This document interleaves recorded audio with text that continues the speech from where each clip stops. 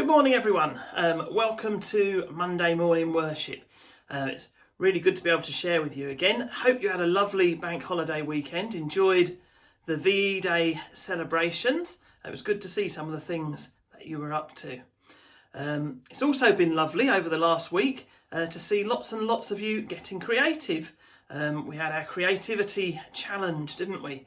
As I mentioned last week, the school value that we're thinking about this week is creativity, and I have to say you have really impressed me with the different creative ways that you've gone about illustrating our Bible story for today. I mentioned, didn't I, last week that I needed some illustrations for our story today, and you haven't let me down, so thank you for that. So let's get on and enjoy our story for today.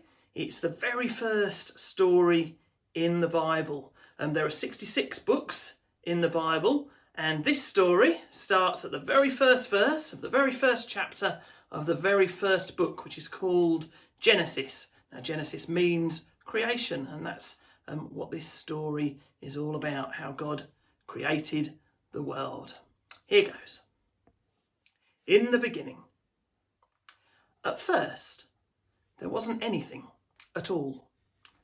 Nothing. So God set to work. But he didn't use his hands or a special machine. He spoke. That's all. He said, "I'd like some light." And there was light. Brighter than a summer morning or 1,000 Christmas candles. God spoke again. He said, "Sky. I'd like some sky and some water underneath." And sure enough, there it was. The bright blue sky with the dark blue heavens above it and the blue-green sea below. Earth.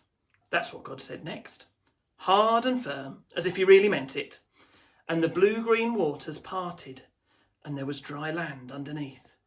Great patches of it, dirt black and brown, here and there, all over the world. "We need some colour," God whispered, as if he were thinking out loud. And, quivering with excitement, green growing things crept right up out of the dark, then burst into blossom. Red, orange and blue, pine trees and palm trees, rose bushes and blackberry bushes, tulips and chrysanthemums. God shouted next, "Day! Shining sun, night, shining moon, bright shining stars." And there they were, for morning and evening, summer and winter, time and heat and light. After that, God called to the sky, as if he were expecting some kind of answer. "Come forth, flying things," he cried. And through the clouds they came, flying high and flying low, flying large and flying small, eagles and insects, hummingbirds and hawks. Then God called to the sea. "Come forth, splashing things." And they came to him too, leaping right up through the waves, sailfish and swordfish, dolphins and trout, great grinning humpback whales. Finally, God called to the earth. "Come forth, walking things, crawling things, running, hopping, climbing things." And sure enough, they came. Up from burrows, down from trees, out of the high grass and across the open plains. Now everything was ready. Good and ready. So God spoke again. "Man and woman," is what he said, as if he were calling the names of his very best friends. And out of the dust came Adam and Eve to enjoy all that God had made, to take care of it for him, and to talk with him. "This is the way things ought to be," God said at last. "This is what I call good." What an amazing story. And thank you all for your brilliant creative illustrations. They really helped bring our story to life, didn't they? Well done. It's good to be creative, isn't it? When we're being creative, we're using our imaginations, or we're coming up with ideas. In our Bible story, I wonder how God felt as he was creating our beautiful, amazing world with all those colours, plants, animals, fish, insects, and so on and so on.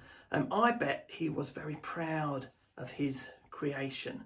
And looking at some of your pictures this week, some of you have been very proud of what you've produced as well. And of course, God wanted to share it, didn't he? And that's why he created us too, man and woman, so that we can share in and look after God's wonderful world.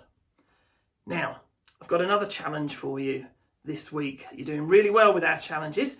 This one again is linked to our value of creativity. So this is the Creativity Challenge Part 2. Of course, creativity isn't only about art and making things. It can also be about thinking up scientific theories and ideas.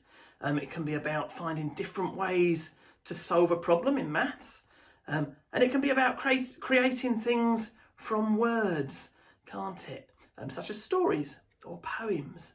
So, for our Creativity Challenge Part 2, I thought I would ask you to be creative with words and to use your imaginations to produce a poem. Now, the poem I want you to create is about a magical door, a door to another world. Well, actually a door to our world, but not to our world as it is today, but a door to our world once lockdown is all over and the coronavirus crisis is finished. I wonder what the world will look like, what it will be like. I wonder if things will just go back exactly as they were before the crisis, or whether we'll have learned some things to make our world into an even better place. Right now, because the world is in lockdown, there's far less pollution, clogging up our skies and affecting the air that we breathe. You might have seen pictures like this one on the news or the internet showing how much cleaner things are, how much cleaner the air is at the moment. Also right now, because of lockdown, lots of people are spending more time with the people that they live with. Maybe you've been able to spend more time with your mums or dads, doing things that perhaps you don't normally get time to do. And that's been quite special as well for lots of people. Your challenge this week is to make up a poem about how you would like the world to be on the other side of this magical door when we get through this lockdown and get on with normal life. I'll be emailing out some instructions or a guide to help you. I'll put these on Twitter as well so you know where to find them.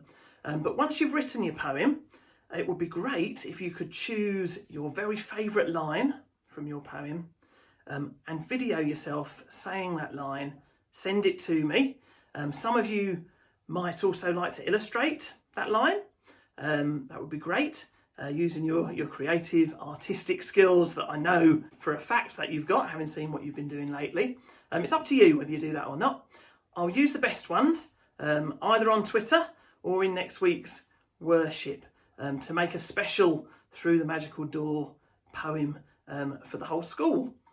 So let's see how creative you can be.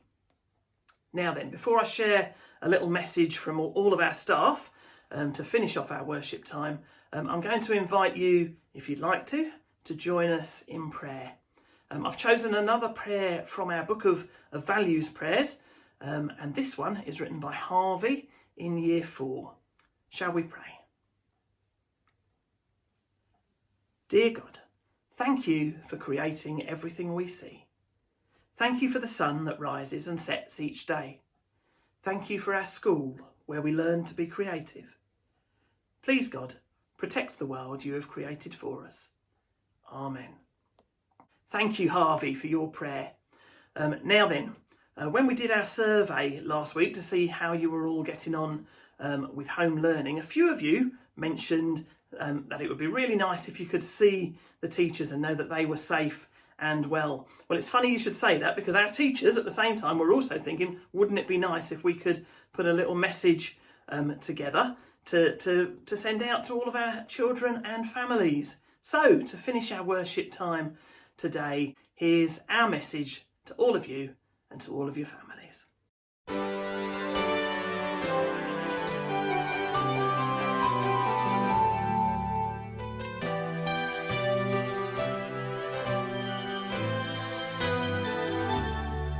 From a distance, the world looks blue and green, and the snow-capped mountains white. From a distance, the ocean meets the stream, and the eagle takes to flight. From a distance, there is harmony, and it echoes through the land. It's the voice of hope, it's the voice of peace, it's the voice of every man.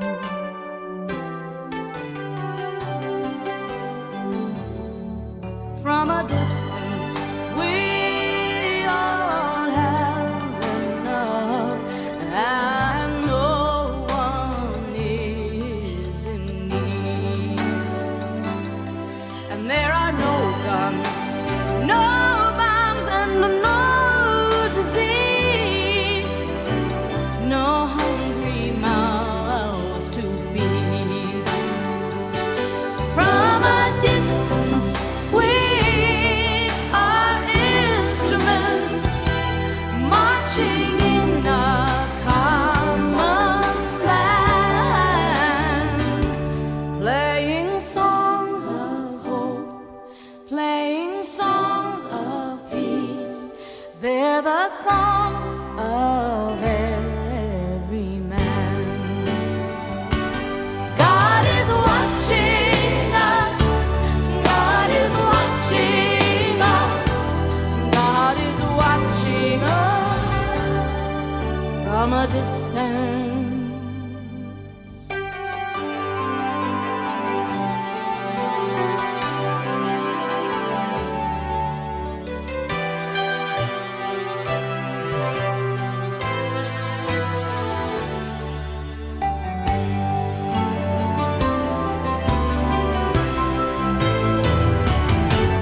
From a distance, you look like my friend, even though